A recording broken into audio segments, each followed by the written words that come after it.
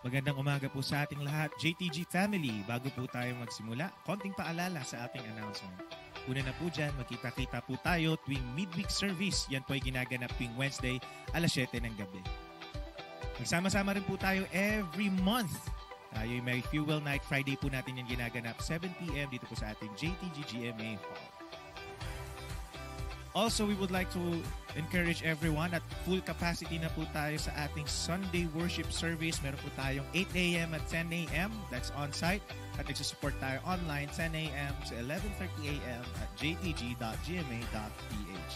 And finally, we encourage everyone, sumali na kayo sa ating mga small groups. May 3 pamamaraan kung paano po tayo sasali. Meron po tayong Bible study group, discipleship group, at connect group. According to your age, we have youth, young adults, and men's and women's connect group. Simulan na po natin ang ating morning devotion. Muli, magandang umaga po sa lahat.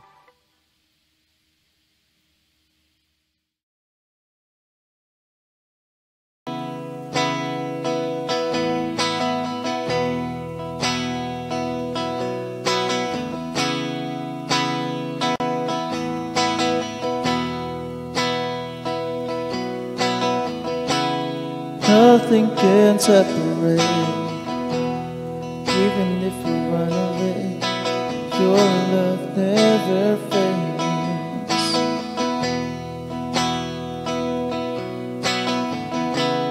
Though I still make mistakes, but you have your mercy for me every day.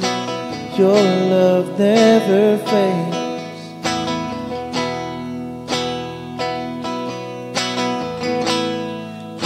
Same through the ages. Your love never changes. It may be pain in the night, but joy comes in the morning. And when the oceans rage, I don't have to be afraid, because I know that you love me.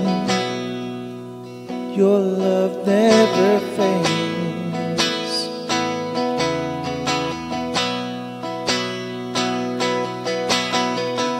Feeling strong and too far to sleep, I'm not alone, faith's open sea. Your love never fades.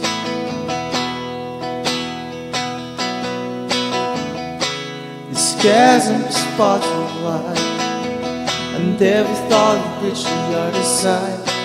Your love never fades.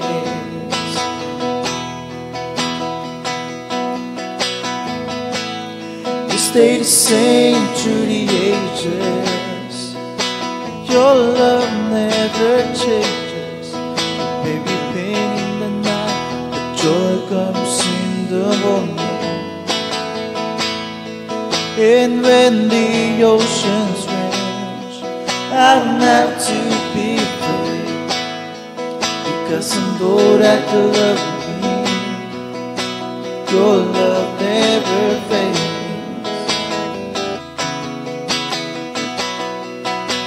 Your love never fades.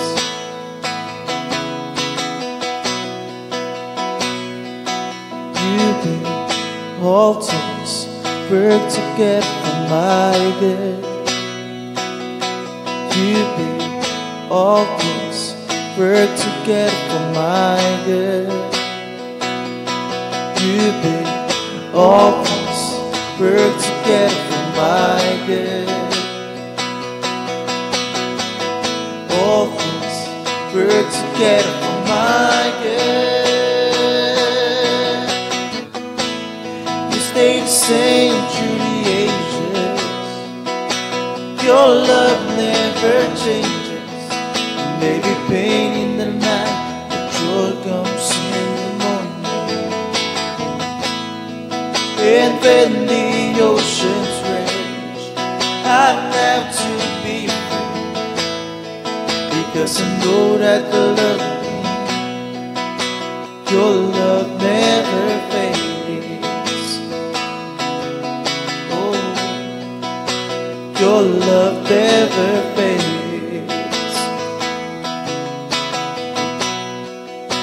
Your love never fades.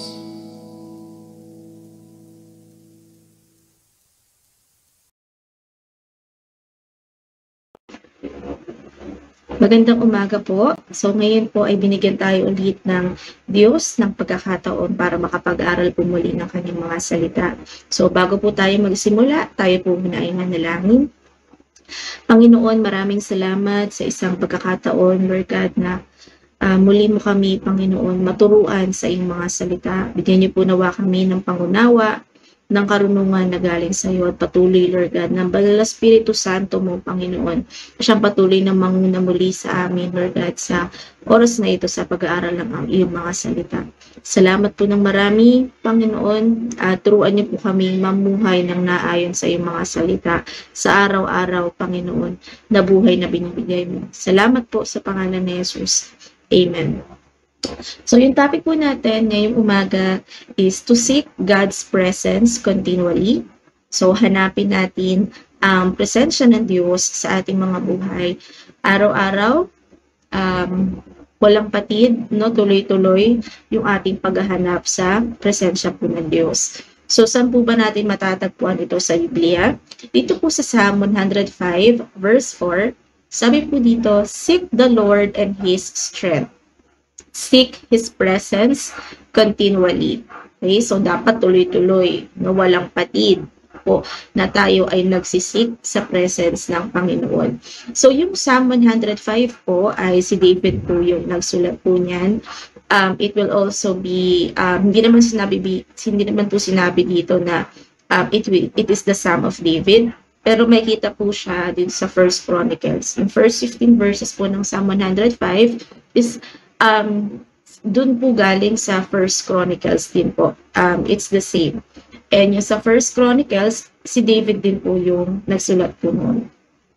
So ngayon po, dito po sa Psalm 105, dun sa mga first 5 verses, it talks about turning our hearts to the Lord. Po.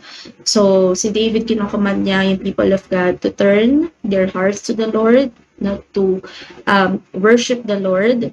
And dito sa mga verses na to, sa verse 1, sabi po dito, "Oh, give thanks to the Lord. Right? Call upon His name. Make known His deeds among the people." Na magpasalamat ka sa Diyos, tumawag ka sa Diyos, at yung mga ginawa ng Diyos ay huwag nating itago. Yung mga ginawa ng Diyos sa atin is i-testify natin. Ano po? Ipaalam natin sa iba. No? And then verse 2, sing to Him, sing praises to Him, tell of all His wondrous works. So we are commanded to sing to Him, to sing praises to Him. And then verse 3, glory in His holy name, and let the hearts of those who seek the Lord rejoice. No? If we will glory, it is not anything sa buhay natin. It's not for anyone sa buhay natin, but we will glory only in the Lord and in His name. And sabi dun sa next verse, let the hearts of those who seek the Lord rejoice. No, dun sa mga naghahanap sa Panginoon, sabi niya, yung inyong mga puso ay magalak. Verse 4, seek the Lord and His strength. Seek His presence continually. Now, verse 5, remember the wondrous works that He has done. Huwag niyong kakalimutan yung mga magagandang ginawa ng Diyos. His miracles and the judgments He uttered. Verse 6, O offspring of Abraham, His servant, children of Jacob, His chosen ones. So, itong Psalm 105 is for the people of God. Ano po? And dun sa verse 4, ito po yung ating pag-aaralan ngayong umaga. Seek the Lord and His strength. Seek His presence continually. So, ito natin, seek the Lord, seek His strength, seek His presence continually. No? Seek. Ano po? Inulit-ulit yung seek. No? So, ibig sabihin, ganun siya ka-importante. So, when we say seek, it means to find, not to look for, okay? To try to, seek to obtain, naghahanap ka kasi gusto mong may makuha ka. And then, seek one's presence, isa rin po yun sa pagkakagamit saan. And then, seek to know, okay? Or be intent on seeking something. Okay? So, dyan po galing yung, ayan po yung meaning ng mga Hebrew word na ginamit po dyan sa verses po na yan. So, ano ba yung dapat nating isik? Ano ba yung dapat nating hanapin? Hinahanap lang natin ng isang bagay, sa mga bagay kunyari, or sa mga tao. Hinahanap natin sila kasi may kailangan tayo sa kanila. Tama ba? Or hindi kaya, kailangan natin sila, kaya natin sila hinahanap.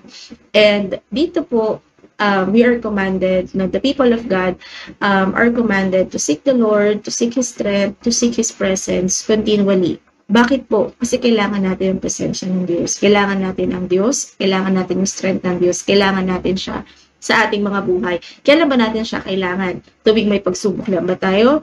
Tuwing humaharap lang po ba tayo sa mga mahihirap na sitwasyon? Tuwing wala na ba tayong malapitan? Kaya natin siya kailangan? Kaya natin kailangan yung kanyang presensya? Hindi po, no? Ang sinasabi dito, seek His presence continually. Lagi nating hanapin ang Diyos. Lagi bang nawawala ang Diyos? Yun yung tanong, lagi bang nawawala ang Diyos? Kaya ba lagi natin siyang hahanapin, no? Lagi nating hanapin ang Diyos. Sabi dito, seek the Lord. Number 1 po, seek the Lord.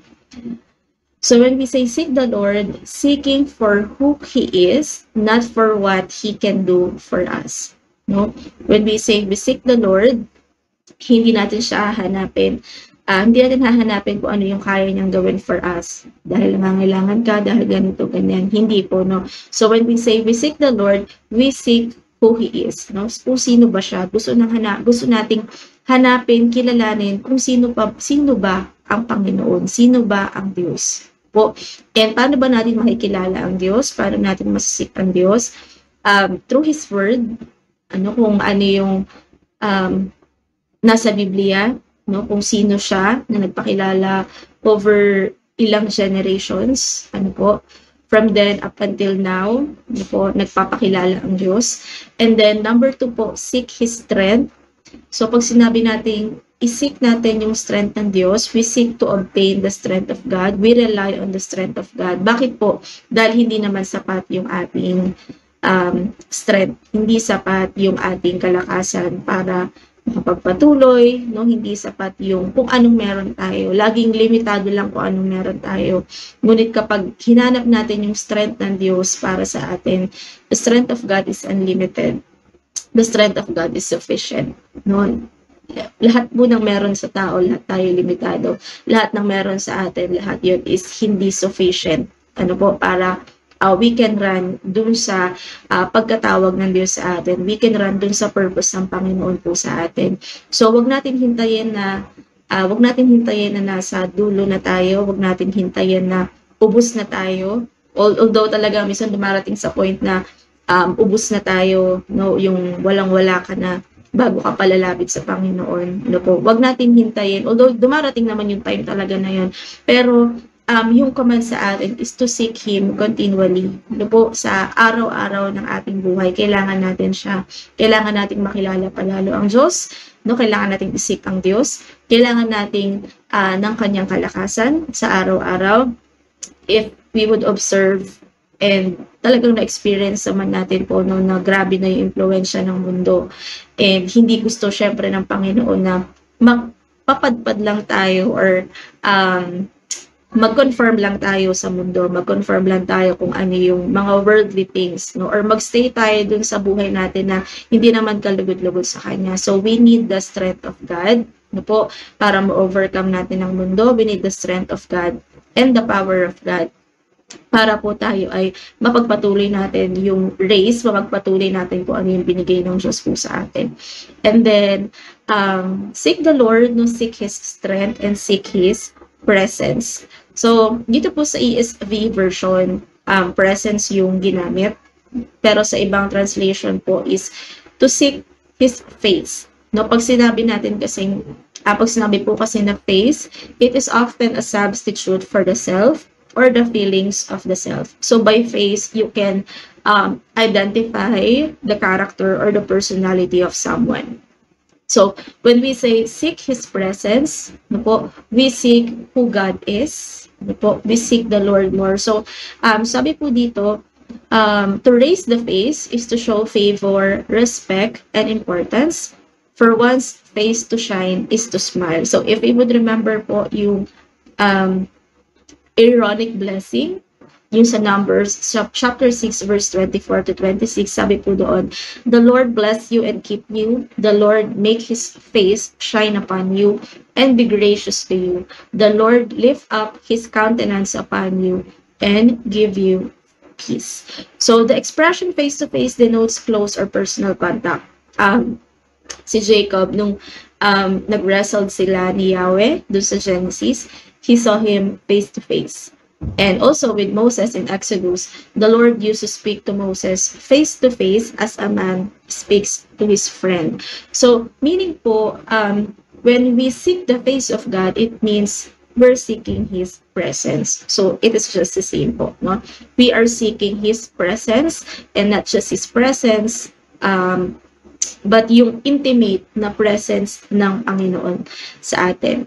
So, we are commanded in Psalm 105 verse 4 to seek His face and His presence. And ano po ba yung ways or how should we seek the Lord? Ano po? So, paano ba natin dapat hanapin ng Diyos? Okay, number 1, with devoted heart. Kailangan yung puso natin nandun. Kailangan yung devotion natin nandun. Pag sinabi natin yung devotion natin nandun, devoted yung heart natin, we are committed. Ano po? And wholeheartedly, nandun yung pagsisik natin sa Panginoon. No, hindi 50-50, lumalapit ko sa Panginoon, sinisik mo yung presence ng Panginoon, pero yung isip mo, nasa niluluto mo, no, yung isip mo, nasa ganito, nasa ganyan, lumilipad yung isip mo, no? Hindi po pwedeng ganun. Kailangan yung ating pagsisik sa presensya ng Panginoon, kailangan nandun yung ating puso, nandun yung ating commitment po. In Jeremiah chapter 29, verse 13, sabi po dito, "You will seek me and find me when you seek me with all your heart." So, merong promise ang Diyos.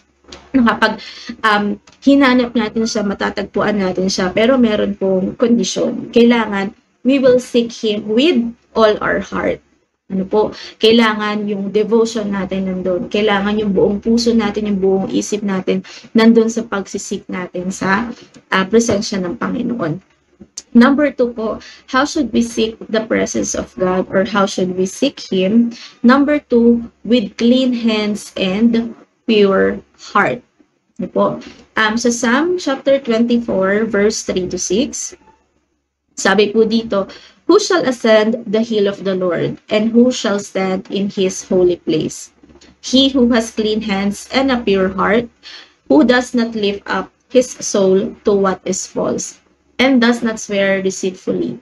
He will receive a blessing from the Lord, and righteousness from the God of his salvation.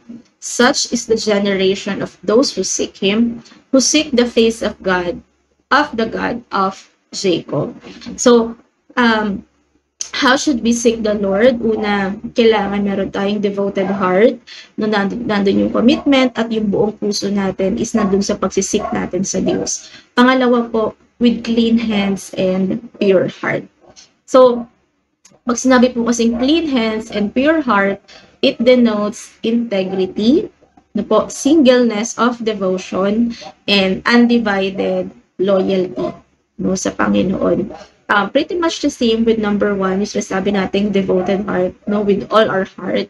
So, dito, sabi dito is, it denotes integrity. No po, sinabi natin clean hands and pure hearts, it denotes integrity. When we say clean hands, integrity, no, yung blameless before the Lord.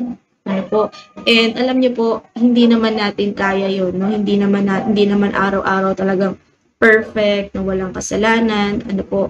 At hindi ibig sabihin na hindi na tayo makakalapit sa Panginoon. No, we have Jesus Christ, no? By Him we are sanctified, ano po? By Him we are justified. So we have Jesus Christ who already cleansed us from our unrighteousness.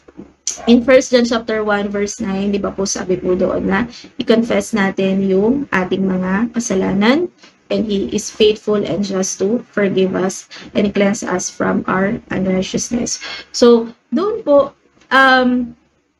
sa verse po na yun, no, kung gusto nating isik yung presensya ng Panginoon and then alam natin na nagkulang tayo, then we have to confess. No, we have to confess. And I believe po na kapag naranasan natin yung forgiveness ng Panginoon dun sa ating kinonfess, hindi naman natin nanasahin na ulitin pa po yun. True repentance will come in the name of Jesus. True repentance will come kapag totoo talaga rin tayo na naghumingi ng tawad sa Panginoon at hiningi po natin yung kalakasan ng Diyos sa ating mga buhay. So, how should we seek the Lord? Number 1, with devoted heart, and number 2 po, with clean hands. Hindi pwedeng lalapit tayo sa Kanya na alam niyo po yun na ang yabang-yabang natin na parang ang galing-galing natin na parang wala tayong kasalanan. Hindi po, no? Kundi lalapit tayo sa Kanya with clean hands. Hindi dahil sa tayo ay, alam niyo po yun, dahil sa magaling tayo, na-overcome natin yung ganito, ganyan. Hindi po dahil doon, kundi yung ating righteousness, yung ating pagkamalinis, walang iba, kundi dahil kay Jesus Christ. And then, also with pure heart, when we say pure heart, singleness of devotion and undivided loyalty po. No? Kailangan yung, sinabi natin, pure heart, talagang yung puso natin talaga is pure, pure sa harapan ng Diyos, no? Para sa Diyos lamang po. And then, number 3 po, how should we seek the presence of God? With humility, through prayer. No po? Kailangan natin ibaba ang ating mga sarili. Kasi, bakit mo nga naman hahanapin ng Diyos kung alam mong kaya mo na? Diba? Kaya natin hahanapin ng Diyos na para makilala pa natin lalo siya. At dahil alam natin, kailangan natin siya, kailangan natin ng kanyang kalakasan.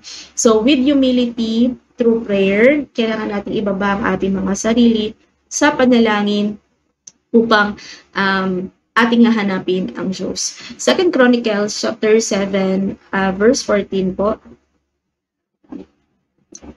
So if my people who are called by my name humble themselves and pray and seek my face and turn from their wicked ways, then I will hear from heaven and I will forgive their sin and heal their land.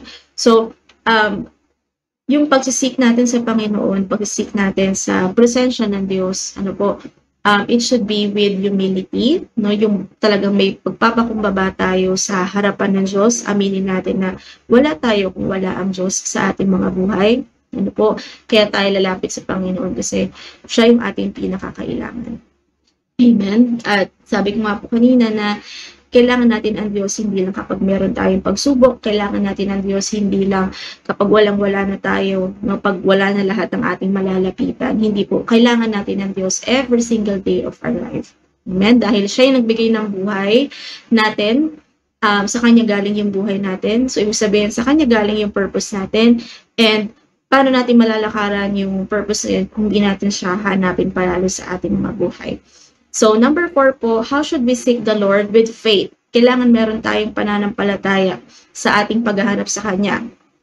Hebrews 11 verse 6. Okay. Hebrews 11 verse 6. And without faith, it is impossible to please Him. For whoever would draw near to God must believe that He exists. Okay? And that He rewards those who seek Him.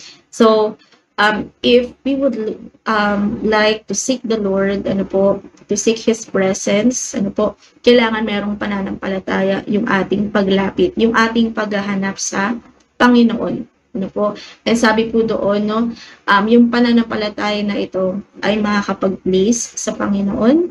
So kapag na-please ang Diyos sa atin, He will reward us. Dahil nga sabi doon sa verse po na yan, God is our rewarder. Okay? So, how should we seek Him? Number 1, with devoted heart. Number 2, with clean hands and pure heart. Number 3, with humility, through prayer. And number 4 po, with faith. So, We would also see here in 1 Thessalonians chapter 5, verse 16 to 19, some instructions on how to seek Him continually. So, dun sa Psalms 105, verse 4, we were commanded to seek His presence continually. Tuloy-tuloy, walang patid. Okay? And then, also in New Testament, Paul provided some instructions para lalo nating isip ang presence ng Diyos continually sa ating mga buhay. So, 1 Thessalonians chapter 5, verse 16 to 19, number 1, rejoice, verse 16. Okay? So, verse 16, sabi dito, rejoice always. Okay? You will see here, always, lagi tayo mag-rejoice. Ang hirap po, no? Kapag dumadaan ka sa mga pagsubok sa buhay, you might have lost a loved one, okay? And marami pa, no, na minsan may mga hindi ka ina-expect na mga nangyayari. May mga bagay na you would just like na mag-give up na lang, parang malungkot na lang, mag-ibo ka na lang sa isang tabi, Pero alam niyo po 'yon, God is commanding us, or Paul is encouraging us, to rejoice always, no? And for us na yung pag-rejoice natin palagi, it is one way for us to seek the Lord, to seek His presence continually. Kasi yun yung kalooban ng Panginoon sa atin po. And then next po, verse 17, pray without ceasing. No? Ito ulit, no, without ceasing. It means, sa ibang version din po, pray continually. No? So isang way, isang instruction sa atin para masik natin lagi yung para masik natin yung presence ng Diyos continually is to always pray, laging mag-pray without ceasing po. No, yung walang patid na pananalangin po. Does that mean po ba na dapat lagi tayong nakayuko, nagdi-discuss yung, sabang nasa school ka, nagdi-discuss yung teacher mo, nakayuko ka lang kasi nagpipray ka. Bawat di ka na magtatrabaho kasi nagpipray ka. Hindi po, no? Yung prayer naman po hindi lang yung nakapikit ka at nakayupo ka, hindi po, no? Prayer without ceasing, how can it be possible? No, yung constant na communion natin sa Panginoon, yung constant na pagtitiwala natin sa Panginoon sa lahat ng nangyayari, sa lahat ng bagay sa atin, no, yung constant na communication po natin sa Panginoon. Alam niyo po, bakit ba natin kailangan isik yung presence ng Panginoon? No, sinasabi nga po natin kanina dahil una, gusto natin siyang makilala palalo. Jesus Christ died for us. Alam natin na from the very first pa lang, may fellowship ang tao sa Diyos, through Adam and Eve. They have this face-to-face with God, merong fellowship with God, pero nakat yung fellowship na yun dahil sa sin. And what God has done, God the Father has done, is to send Jesus Christ, for us all, para ma-redeem tayo sa ating mga pagkakasala, para malinis tayo sa ating mga pagkakasala. So ngayon po, yung greatest gift sa atin is si Jesus Christ. Napakalaking sacrifice for God the Father to give His one and only begotten Son para po tayo ay magkaroon ng kaligtasan. Hindi lamang po kaligtasan na hindi na tayo pupunta sa hell, makakasama natin ng Diyos habang buhay. Hindi yung magkaroon talaga, ma-restore talaga po yung relationship natin sa Diyos. Gumawa ang Diyos ng paraan, para ma-restore yung ating relationship sa Kanya. Binigay na ng Diyos lahat, ginawa na ng Diyos ang lahat. Binigay na sa atin po yung access na magkaroon tayo ng fellowship with God. So, ngayon po, ang atin pong response naman is to seek the presence of God. Maging intentional tayo sa ating relasyon sa Panginoon. Maging intentional tayo na lumalim palalo yung ating relasyon sa Panginoon. So, pangalawang instruction po to seek the Lord continually is to pray without ceasing. Yung constant communication po natin sa Panginoon ay atin pong gagawin at papahalagahan po. Amen? So, number 3 naman po, give thanks in all circumstances. So, when we say we give thanks in all circumstances, ang kasunod po siya verse 18, for this is the will of God in Christ Jesus for you. Po. So, magbigay tayo ng pasasalamat. So, lahat, sabi dito, in all circumstances. Nagpapasalamat ka ba kahit na may mga pagsubok ka? Magpapasalamat ka ba kahit na nahihirapan ka? Magpapasalamat ka ba kahit na hindi mo maintindihan yung sitwasyon mo ngayon? Diba? So, magpapasalamat ka ba? Magpapasalamat ba tayo sa Panginoon? Dapat po. Kasi yun ang will ng Diyos para po sa atin. Sabi po sa verse 18, give thanks in all circumstances. So if we want to seek God continually, we also have to give thanks to Him in all things. Ano po? Giving thanks to God is acknowledging Him. Diba? Acknowledging Him na siya yung nag-allow nito, no po, siya yung nag-bless sa'yo, no po, is acknowledging Him. And as we acknowledge Him more, no, it's the same as seeking Him more, ano po, sa ating mga buhay, nung makita natin yung pagkilos ng Panginoon po sa ating mga buhay. And then, next po, verse 19 is, do not quench the Spirit. No, wag natin, one of the instructions for us to seek the Lord continually is for us not to quench the Spirit. Wag nating pigilan, ano po, wag nating i-quench yung wag nating i-quench yung spirito po ng Diyos sa atin po. Ano po, wag nating pigilan kung ano yung sinasabi po ng spirito ng Diyos po sa atin. So, ayun po for us to seek the Lord and to stay in His presence continually. Rejoice always, pray without ceasing, give thanks in all circumstances, and do not quench the Spirit po. And then lastly po, ano ba yung mga blessing of seeking the Lord? First po, Psalm 34 verse 10, the young lions suffer want and hunger, but those who seek the Lord lack no good thing. Ibig sabihin, hindi tayo pagkukulangin ng Diyos kapag siya ang inuna mong hanapin. So, it's normal for us to seek for things that we lack. No, nakita natin parang kulang to, kulang ganyan, no, sa ating mga buhay. Not only I'm talking about finances, but also doon sa mga iba pang aspect ng ating buhay. It might be relationship, no, it might be at work, no, it might be sa pag-aaral, no po, sa iba't ibang aspeto ng ating mga buhay. We might see na parang kulang. And alam niyo po yung buhay natin minsan parang na-focus, nakakapuno dun sa parang nakikita natin kulang, ano po, kakapuno sa mga bagay na yun. Wala namang problema po na magtrabaho, walang problema mag-aral, walang problema na, you do your part, you do your responsibility. But, responsibility, I think, dapat natin gawin is for us to seek the Lord. And yung pangako ng Lord, yung blessing ng Panginoon, kapag hinanap natin siya, we will lack no good thing. O, hindi tayo magkukulang sa kahit na ano pang mga bagay. And also, Matthew 6:31-33, Matthew chapter 6, verse 31 to 33. Therefore, do not be anxious, saying, what shall we eat? Or what shall we drink? Or what shall we wear? For the Gentiles seek after all these things. Ano po, ito yung mga hinahanap ng mga Gentiles, sabi niya.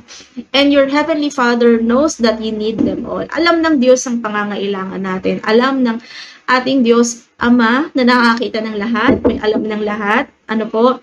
At alam niya yung ating mga iniisip, alam niya yung mga nasa puso natin. Bago pa natin sabihin, alam na niya, ano po, yung lahat ng ating pangangailangan natin. It's very comforting for us na alam ng Diyos lahat.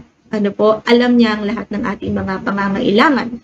So, dahil alam niya lahat ng ating mga pangangailangan at dahil tayo ay mga anak niya, we know for sure that He will provide everything. Ano po, siya magiging provider natin sa lahat. Ano po, sabi sa verse 33, tignan niyo po, but seek first the kingdom of God and His righteousness, and all these things will be added to you. So the blessing of seeking the Lord, no, dun sa unang binasa natin, we will lack no good thing. And then, next naman po is lahat ng bagay, ano po, it's just pretty the same, no? Lahat ng bagay po na ating pangangailangan ay maiaad po sa atin. as long as we are seeking after the Lord. So lastly po, the blessing of seeking the Lord in Ephesians chapter 3, verse 14 to 19. For this reason, I bow my knees before the Father, from whom every family in heaven and on earth is named, that according to the riches of his glory, he may grant you to be strengthened with power through his Spirit in your inner being. Verse 17, so that Christ may dwell in your hearts through faith, that you, being rooted and grounded in love, may have strength to comprehend with all the saints what is the breadth and length and height and depth, and to know the love of Christ that surpasses knowledge, that you may be filled with all the fullness of God. So one of the blessing of seeking the Lord is that we can know Him more. Mas makilala pa natin lalo kung sino si Jesus, mas makilala pa natin lalo ang Diyos sa ating mga buhay, mas malaman pa natin lalo kung gaano kalalim, gaano kalawak, gaano kalaki yung pag-ibig ng Diyos sa atin, na hindi, kaya alam niyo po yun, hindi nakakasawang lumapit sa Panginoon, hindi nakakasawang kilalanin ang Diyos, so hindi nakakasawang hanapin ang presensya ng Diyos, dahil hindi siya nauubusan.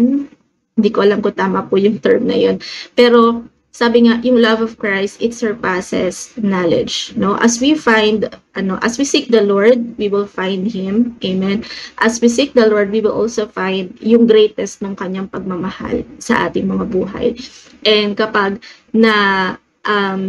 na-experience natin yun, as we seek the Lord, na-experience natin yung nare-refresh tayo ng pagmamahal ng Diyos sa atin, nakikilala natin palalo ang Diyos at kung ano yung pagmamahal niya po sa atin, we will be filled with all the fullness of God. So, the blessing of seeking the Lord is we will be complete. Yung po yung magpapakompleto sa atin. Hindi yung mga bagay sa mundong ito, hindi ang kung sino man sa mundong ito. Ang paghahanap natin sa Diyos at ang pagtagpo sa atin ng Diyos, ang pagpapararasa sa atin ng kanyang pagmamahal sa araw-araw, yun po yung magpapakumpleto sa ating mga buhay. Wala na pong iba. Amen? So, I encourage you po, brothers and sisters in Christ, that we will seek the Lord continually po. No? Tuloy-tuloy lang na isik natin ang Diyos, dahil matatagpuan natin siya if we search for Him with all our hearts. Ayun lamang po. Maraming salamat po. Have a good day po. Tayo po ay manalangin. Hallelujah, hallelujah, Lord God. Father God, we thank you for your wonderful grace, Lord. We praise you. We bless your name, O God. Your name be glorified, Lord. Thank you for your everlasting love. We experience your love every day, Lord God. Hallelujah, hallelujah. Thank you for the privilege, Lord, to come into your presence. Hallelujah. Salamat ng marami, Lord God, sa panibagong buhay, panibagong kalakasan, at sa magandang panahon sa umagang ito. Lord Jesus, we lift up to you in prayer sa lahat ng mga anak na iyong niligtas sa pamagitan ng kamatayan mo sa krus ng Kalbaryo, na ilagay mo sa bawat puso ang burden for the lost souls, Panginoon. Empower mo, Panginoon, ang mga anak mo to share the gospel of salvation, Lord God, sa mga tao na wala pang personal na relasyon sa iyo, Panginoon. Dalhin mo, Panginoon, mga anak mo sa mga tao na nais mong iligtas, Lord God. Hallelujah. At patuloy mong i-remind, Panginoon, sa mga anak mo, O God, ang aming identity, Lord, bilang mga ambassador of Jesus Christ. Hallelujah.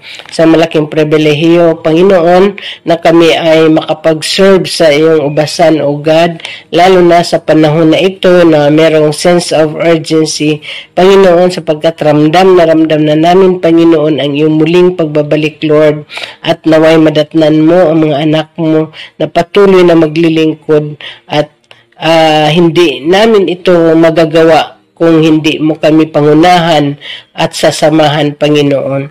We pray, Lord God, na ang mga anak mo ay mamuhay sa pinapagawa mong Great Commission, Lord, at maging masunurin sa kalooban mo, Panginoon. Hallelujah. Ito po ay aming samo at dalangin sa pangalan ni Kristo Jesus. Amen and amen.